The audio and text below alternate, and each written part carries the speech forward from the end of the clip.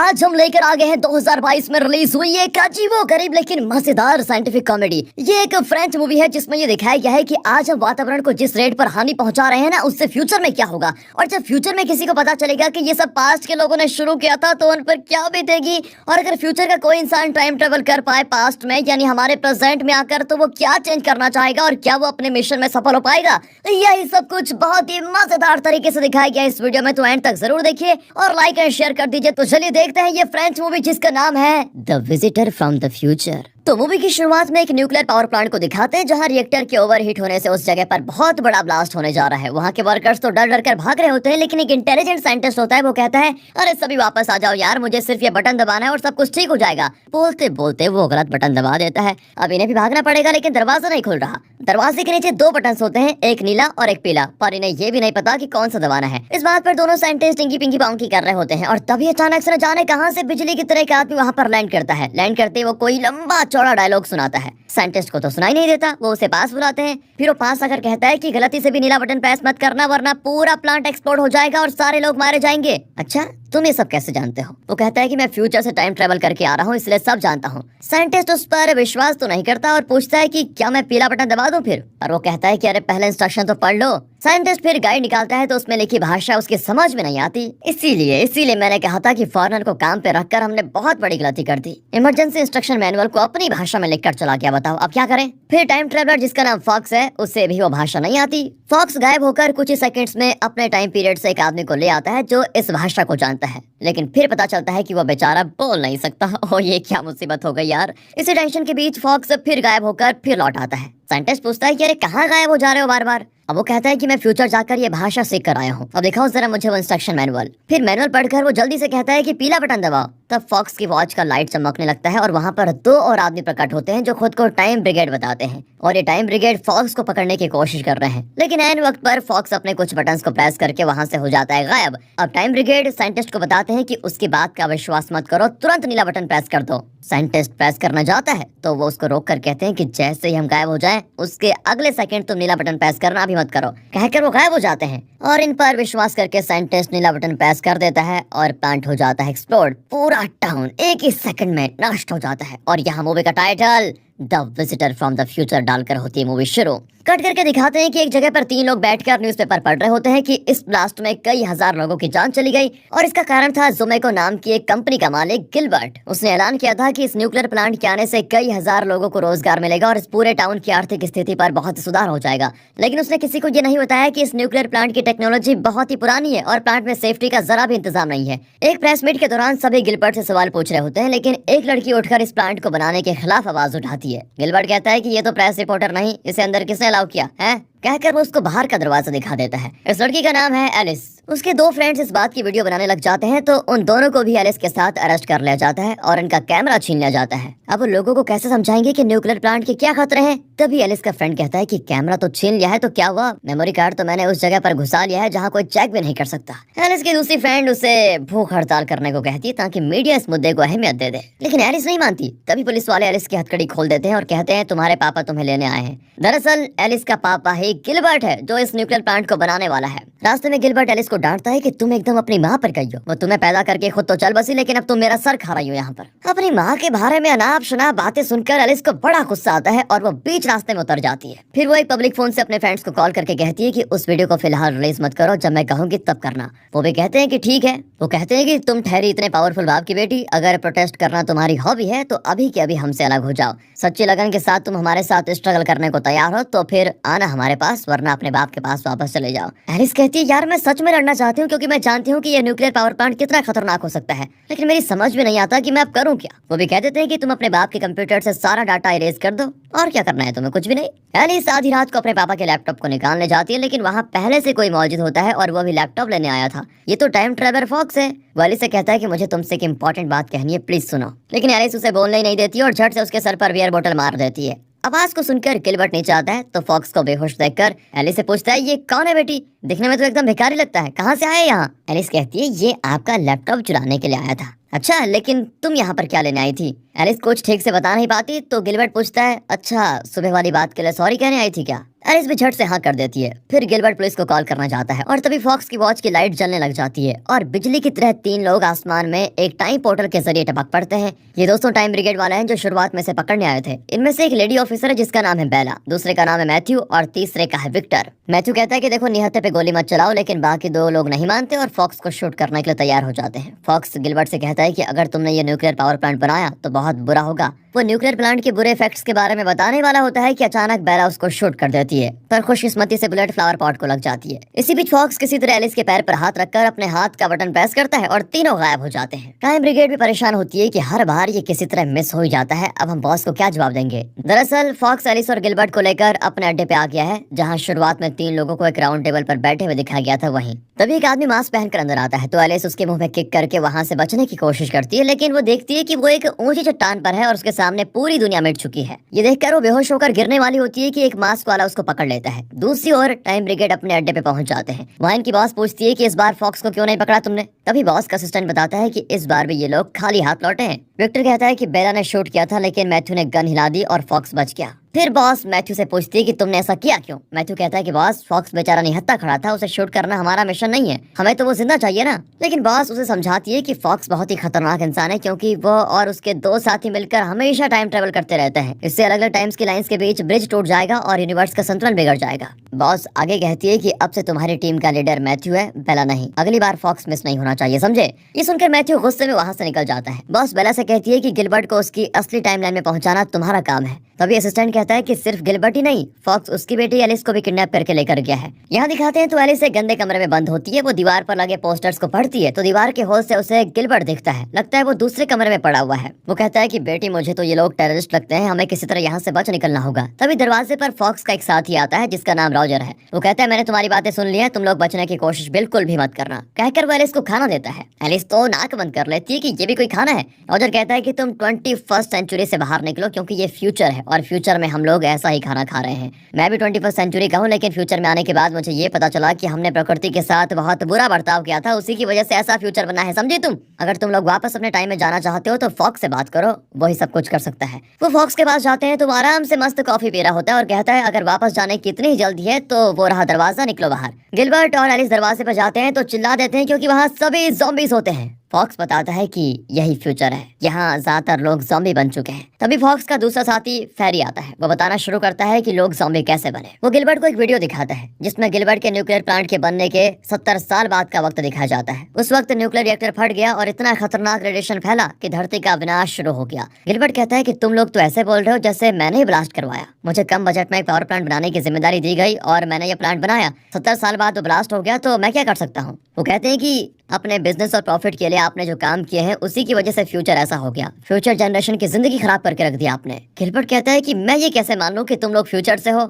Iron man suit तो है नहीं तुम्हारे पास। अब उसकी बेतुकी बातें सुनकर फॉक्स और उसके साथ ही गुस्से में वहां से निकल जाते हैं। दरवाजा खोलकर ज़ॉम्बीज को लगातार शूट करके बाहर चले जाते हैं आराम से। फिर गिलबर्ट और एलिस घबराकर उनके पीछे चले जाते हैं। धरती का लगभग आधा हिस्सा नष्ट हो चुका है और इस खंडर के बीच ये लोग गाड़ी में जाते हैं। मतलब हर तरफ ज़ॉम्बीज पड़े हुए हैं। एक जगह गाड़ी रोककर फॉक्स गिलबर्ट को गाड़ी से बाहर खींच लाता है और एक दृश्य दिखाता है जिसको देखकर तो गिलबर्ट सच में घबरा जाता है। फॉक्स कहता है कि वो देखो तुम्हारे प्लांट से निकला रेडिएशन है ये। जब वो ब्लास्ट हुआ तो उससे निकले रेडिएशन क्लाउड्स अभी भी धरती को जकड़े हुए हैं। हर 70 साल में एक बार ये क्लाउड धरती के चारों ओर ट्रेवल करके लगभग आधी धरती का विनाश कर चुके हैं। अब समझे तुम कितना खतरनाक है ये तुम्हारा पावर प्लांट। गिलबर्ट भी धीमी आवाज में कहता है हाँ समझ गया, ठीक है फिर वेरी गुड। कहकर फॉक्स झट से गिलबर्ट पर गन तान देता है। वो चौंक जाता है कि मैं तो समझ गया, फिर तुम मुझे मारना क्यों चाहते हो। फॉक्स कहता है कि अगर तुम जिंदा रहे तो उस पावर प्लांट को जरूर बनाओगे, इसलिए मैं तुम्हें खत्म करने वाला हूँ ताकि फ्यूचर में दुनिया ऐसी न बन जाए। लेकिन एलिस अपने पापा को बचाने के लिए बीच में आ जाती है और पूछती है कि इसका और कोई रास्ता तो होगा।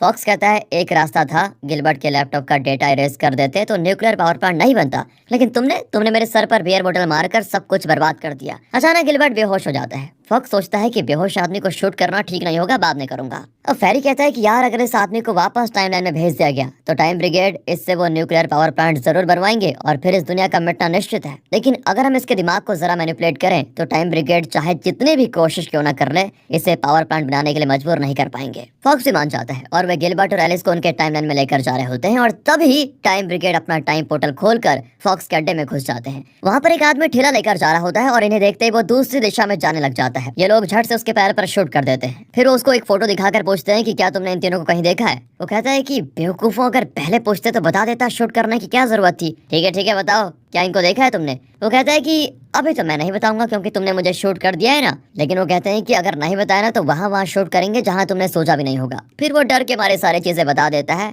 कि वो रहा उनका लैब, वहीं होंगे, जाओ पकड़ लो। लेकिन जाने से पहले ये लोग उस आदमी को शूट कर देते हैं। यार रास्ते में फॉक्स एलिस से ये पूछता है कि तुम्हारे बाप का माइंड चेंज करना हो तो मुझे क्या करना होगा। वो बताती है कि जब तक मेरी माँ थी पापा बहुत ही अच्छे इंसान थे। और तब गिलबर्ट को पुराने दिन याद आने लग जाते हैं जब वो अपनी वाइफ के साथ एक पीसफुल जिंदगी जी रहा था। एलिस को पैदा करने के बाद ही उसकी माँ ने दम तोड़ा था। एलिस पूछती है क्या मेरी माँ को जिंदा किया जा सकता है वैसे। फॉक्स कहता है नहीं, अगर वो जिंदा रहती तो तुम पैदा ही नहीं होती, और अगर अब हम उन्हें जिंदा करने की कोशिश करेंगे तो तुम एग्जिस्ट नहीं करोगे, जिससे टाइमलाइंस के बीच का ब्रिज टूट जाएगा और वक्त का संतुलन बिगड़ जाएगा। इसलिए हम ऐसी कोशिश नहीं कर सकते चाह कर भी। टाइम ट्रेवल की बातों से कंफ्यूज होकर सभी का सर चकराने लग जाता है और मन की शांति के लिए वो एक बार में जाते हैं जहाँ फ्यूचर के लोग बैठकर आराम से शराब पी रहे होते हैं। मतलब फ्यूचर में चाहे दुनिया मिट जाए लेकिन हर टाइमलाइन में शराब जरूर जिंदा रहती है। खैर फॉक्स और उसके साथी सोचते हैं कि क्यों ना हम एलिस को भी अपनी टीम में ले लें, हमारी तरह वो भी दुनिया को बचाने में आराम से हेल्प कर सकती है हमारी। लेकिन गिलबर्ट अपनी बेटी से कहता है कि जब तक ये लोग डिस्कशन में टाइम वेस्ट कर रहे हैं तब तक टाइम ब्रिगेड यहाँ पहुंच जाएगी और फिर हम बच निकलेंगे। ये सुनकर एलिस चौंक जाती है। वो कहती है पापा फ्यूचर को देखकर भी आप सुधरे नहीं क्या। गिलबर्ट कहता है कि बेटी मैं क्यों सुधरूं, मेरे प्लांट के बनने के 70 साल के बाद वो ब्लास्ट होगा, तब तक तो मैं मर भी जाऊंगा। उसके बाद जो भी वो भाड़ में जाए उससे हमें क्या फर्क पड़ेगा। अपने पिता की घटिया बातें सुनकर उसको बहुत गुस्सा आता है। वो सभी को बता देती है कि एक जहरीला बादल तुम्हारे टाउन की ओर तेजी से बढ़ रहा है, कुछ दिनों में तुम सब मरने वाले हो और उसका जिम्मेदार है ये आदमी। कहकर वो अपने पिता गिलबर्ट की ओर इशारा करती है और सभी गुस्से में गिलबर्ट को मारने के लिए आगे बढ़ जाते हैं। लेकिन तभी गिलबर्ट कहता है आज की शाम सभी के लिए ड्रिंक्स मेरी तरफ से फ्री और पूरा बिल मैं सेटल कर लूंगा। ये सुनकर तो फ्यूचर के बेवकूफ खुशी से झूमने लग जाते हैं। एलिस भी चिढ़ जाती है कि इन बेदिमाग लोगों के लिए मैंने इतना लंबा चौड़ा भाषण क्यों दिया होगा। लेकिन आखिर में गिलबर्ट बिल नहीं भरता और बच निकल जाता है। लेकिन बार का ओनर फॉक्स को पकड़ लेता है। दूसरी ओर टाइम ब्रिगेड फॉक्स के लैब में पहुंच जाते हैं। अंदर फेरी बैठा होता है जो सीसीटीवी के जरिए इनको देख लेता है। टाइम ब्रिगेड दरवाजे पर छोटे छोटे बम सेट कर रहे होते हैं, लेकिन इससे पहले कि वो अंदर पहुंचते फेरी जल्दी से इंपॉर्टेंट चीजें पैक करके अपने सिस्टम का पूरा डाटा कॉपी करके कंप्यूटर को रेस कर देता है। फिर पीछे के दरवाजे से जल्दी से निकल रहा होता है तो कुछ ही देर में लैब एक्सप्लोड हो जाती है। बाहर खड़े टाइम ब्रिगेड वाले बच जाते हैं लेकिन बेचारा फेरी आग में फंस जाता है। यहाँ दिखाते हैं तो एलिस और गिलबर्ट को ज़ॉम्बीज रोक लेते हैं। ये दोनों उनसे बच के भाग तो जाते हैं लेकिन एक नुक्कड़ में ज़ॉम्बीज इन्हें लॉक कर देते हैं। तभी फॉक्स वहाँ पर आ जाता है। वो कहता है तुम लोग मेरे कंधे पे हाथ रखो, मैं जल्दी से सबको एक जगह सेफ पहुंचा दूंगा। तीनों उसके कंधे पे हाथ रखते हैं और फिर फॉक्स अपना टाइम ट्रेवल बटन प्रेस करता है लेकिन उसमें लो बैटरी आती है। अब सभी डांटते हैं कि यार घर से निकलने से पहले चार्ज क्यों नहीं किया तुमने। तभी अचानक पीछे से ज़ॉम्बीज की पीठ पर भालों से कोई अटैक करता है। दरअसल उस एरिया के छोटे बच्चे अटैक कर रहे होते हैं। टाइम ब्रिगेड को इस बार भी ना तो फॉक्स मिलता है और ना ही उसका कोई डेटा। अब बच्चों का वो गैंग जिन्होंने फॉक्स और उसके साथियों को ज़ॉम्बी से बचाया था वो इन्हें अपने अड्डे पे लेके आते हैं। ये अड्डा नहीं बल्कि छोटा गांव है जो बहुत ही खूबसूरत दिखता है। इस गांव के सरदार है ये औरत जिसका नाम है शोरा। शोरा पूछती है कि बाप और बेटी अच्छे लोग मालूम होते हैं। फॉक्स कहता है कि एलिस अच्छी है लेकिन बाप एक नंबर का विलन है, उसी की वजह से धरती मिटना शुरू हुई थी। उस रात सभी एक साथ बैठकर खाना खा रहे होते हैं। अचानक फॉक्स का वॉच टिमटिमाने लग जाता है। फॉक्स समझ जाता है कि टाइम ब्रिगेड यहाँ पर पहुंच गए हैं। तभी फेरी टेबल पर धड़ करके गिरता है और उसके पीछे टाइम ब्रिगेड भी आ जाती है। इतने सारे लोग और इतने बच्चों को देखकर टाइम ब्रिगेड भी चौंक कर खड़े रहते हैं। इसी बीच ये बच्चे टेबल को उठाकर टाइम ब्रिगेड पर पत्थर मारने लग जाते हैं। गुस्से में टाइम ब्रिगेड का एक आदमी एक मॉडर्न बम फेंकता है तो सारे बच्चे टेबल के पीछे छिप जाते हैं। अब बच्चों को बचाने के लिए फेरी उस बम पर कूद पड़ता है और बम के फटने से उसके शरीर के टुकड़े हो जाते हैं। तब पता चलता है कि फेरी कोई रियल आदमी नहीं, एक रोबोट था। फेरी की हालत को देखकर फॉक्स बहुत ही गुस्से में होता है और गिलबर्ट पर गन तान देता है कि सारी मुसीबत की जड़ तुम हो। लेकिन शोरा के कहने पर वो रुक जाता है। तभी बेला उसको इलेक्ट्रिक बुलेट से बेहोश कर देती है। रॉजर उसकी ओर भागता है तो उस पर भी इलेक्ट्रिक बुलेट चला जाता है। बच्चे भी अपने वेपन्स को नीचे फेंककर टाइम ब्रिगेड के पास सरेंडर हो जाते हैं। फिर फॉक्स, एलिस और गिलबर्ट को टाइम ब्रिगेड अपने बॉस के पास लेकर जाते हैं। बॉस एलिस से पूछती है कि तुम फॉक्स को क्यों बचाना चाहती हो, वो एक बहुत बड़ा क्रिमिनल है, उसी की वजह से पूरे यूनिवर्स का संतुलन बिगड़ सकता है। एलिस कहती है कि संतुलन बनाए रखने के बहाने आप लोग धरती को मिटाना चाहते हैं, उसका क्या है। फिर वो लोग कहते हैं कि एक इंसान है जो तुम्हारी सोच बदल सकती है। वो एलिस को एक कमरे में बंद कर देते हैं। वहाँ पर एक औरत आती है। ये औरत कोई और नहीं खुद एलिस है। लेकिन अब उसकी उम्र 33 साल है। मतलब ये फ्यूचर की एलिस है। वो सेंटिमेंटली बात करके एलिस को कन्विंस कर लेती है कि होने को बदलने की कोशिश मत करो, जो हो रहा है उसे होने दो वरना दुनिया मिट जाएगी। इस तरह एलिस का ब्रेन वॉश करके टाइम ब्रिगेड एलिस और गिलबर्ट को उनके असली टाइमलाइन में भेज देते हैं। यहाँ बॉस फॉक्स और रॉजर से कहती है कि तुमने जो जुर्म किया है उसके लिए जिंदगी भर तुम्हें टाइमलेस होल में पड़े रहना होगा। वो एक ऐसा होल है जहाँ पर टाइम का कोई कंसेप्ट नहीं है। वहाँ दिखाते हैं तो गिलबर्ट अब आराम से न्यूक्लियर प्लांट के कंस्ट्रक्शन का एग्रीमेंट साइन करने जा रहा होता है, लेकिन न जाने क्यों बीच रास्ते में वो अपना इरादा बदलकर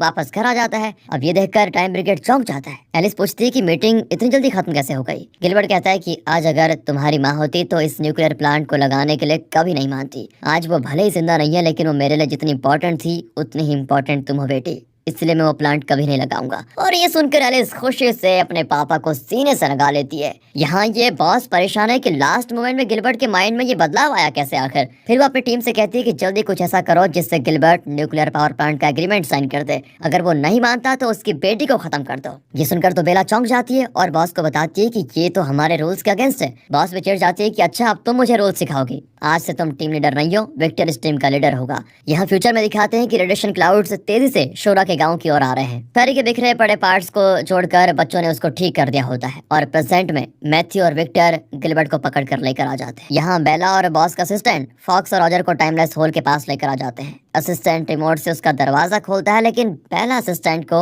अंदर धक्का दे देती है। दरअसल बेला भी फॉक्स की मदद करना चाहती थी। रॉजर कहता है कि मैं चुपके से जाकर टाइम ब्रिगेड के हाथों से गिलबर्ट और उसकी बेटी को बचा लूंगा। कहकर वो टाइम ट्रेवल का बटन प्रेस करता है और ठीक विक्टर के पास जाकर प्रकट होता है। विक्टर सीधा उसकी नाक पर मुक्का मारकर उसे बेहोश कर देता है। टाइम ब्रिगेड गिलबर्ट को एक कार में लेकर जा ही रहे होते हैं और तभी फॉक्स कार के ऊपर कूद पड़ता है। फिर सडन ब्रेक मारते हैं तो फॉक्स आगे जाकर गिर पड़ता है। दूसरी ओर बेला अपनी बॉस के साथ लड़ने लग जाती है, लेकिन आखिर में बॉस बेला को उठाकर फेंक देती है। यहाँ रॉजर टाइम ट्रेवल बटन को ऑन ऑफ करके बार बार खेल रहा होता है। वहाँ मैथ्यू को दिखाते हैं तो वो कार से उतरकर फॉक्स के पास जाता है जो कार के आगे गिरा पड़ा था। अचानक फॉक्स उसके सर पर हाथ रखकर टाइम ट्रेवल बटन प्रेस करता है और दोनों सेकंड वर्ल्ड वॉर के टाइम में फंस जाते हैं। फ्यूचर में रेडिएशन क्लाउड्स के छूने से ज़ॉम्बीज़ फटकर बिखर जाते हैं। एक और फेरी बच्चों और शोरा को बचाने के लिए टाइम ट्रेवल मशीन बनाने में लग जाता है, तो दूसरी ओर फॉक्स फिर से टाइम ट्रेवल बटन प्रेस करता है, लेकिन लगता है वो जाम हो चुकी है। तभी ऊपर से कुछ एयरक्राफ्ट बमबारी करने लग जाते हैं। यहाँ विक्टर रॉजर को शूट करने वाला होता है कि वो अचानक गायब और विक्टर के पीछे प्रकट होता है सीधे। फिर वो विक्टर को कसकर पकड़ लेता है और तभी एलिस विक्टर के सर पर बियर बोतल मार देती है। लगता है बियर बोतल मारने में एलिस बहुत ही एक्सपर्ट है। इसी बीच टाइम ब्रिगेड की बॉस पास्ट में टाइम ट्रेवल करके मैथ्यू को वापस लेने आती है और फिर गिलबर्ट को उस मीटिंग में लेकर जाती है जहां उसे न्यूक्लियर प्लांट एग्रीमेंट पर जबरदस्ती साइन करवाया जाता है। अब इस दुनिया को मिटाने से कोई नहीं बचा सकता, ये जानकर सभी हिम्मत हार कर वहाँ बैठ जाते हैं। लेकिन एलिस कहती है अगर मैं एग्जिस्ट ही ना करूँ तो ये दुनिया बच सकती है। तभी अचानक धरती बुरी तरह हिलने लग जाती है। सभी समझ आते हैं कि कोई बड़ा बदलाव हुआ है जिसकी वजह से ये हो रहा है और तब पता चलता है कि एलिस टाइम ट्रेवल करके अपने पास्ट में उस वक्त पहुंच गई थी जब वो माँ के पेट में थी। वो डॉक्टर से कहती है कि माँ को बचा लीजिए, लेकिन बच्चे की जान जाए कोई बात नहीं। लेकिन डॉक्टर भी कहता है कि मैं दोनों को बचा सकता हूँ, लेकिन एलिस कहती है आप नहीं कर पाएंगे, आप प्लीज सिर्फ माँ को बचा लीजिए। इस तरह अपनी जान की कुर्बानी देकर एलिस इस दुनिया को बचाती है। इस बदलाव की वजह से दुनिया की हर घटना बदल जाती है। मतलब पहले जो था वो अब नहीं होता, ना फॉक्स होता है, ना एलिस और ना ही बाकी लोग, सब कुछ नया होता है। एलिस की माँ जिंदा होती है, लेकिन गिलबर्ट चिल्लाता है कि मैं अपनी बेटी एलिस को भुला नहीं सकता। अब आप यहाँ पर कंफ्यूज हो सकते हैं दोस्तों, क्योंकि एलिस तो हुई नहीं तो गिलबर्ट को क्या याद है। तो कट करके दिखाते हैं कि असल में गिलबर्ट दूसरी टाइमलाइन में है जिसमें उसके 2 बच्चे हैं। उसकी वाइफ जिंदा है। गिलबर्ट कहता है मुझे लगा मैंने कुछ साइन किया था। उसकी वाइफ कहती है कि अरे बच्चों का रिपोर्ट कार्ड साइन किया होगा, और क्या तुम भी ना कहाँ सपनों में खोए रहते हो। ये सुनकर गिलबर्ट स्माइल करता है और इसी के साथ ये मूवी यहाँ पर खत्म हो जाती है।